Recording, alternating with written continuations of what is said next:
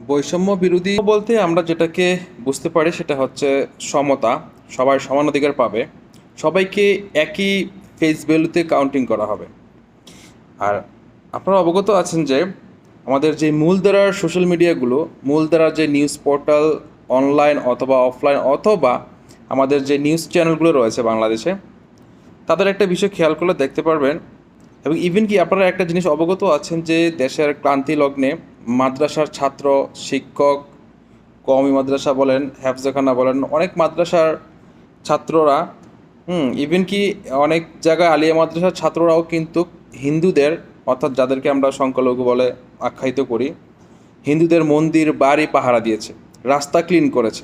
কিন্তু আপনি অবাক হবেন একটা বিষয় যে ভেবে যে কোনো একটি মিডিয়া তাদেরকে ফোকাস করেনি, কোনো একটি নিউজ করেনি। এই ব্যাপারটা আসলে মেনে নিতে খুব কষ্ট।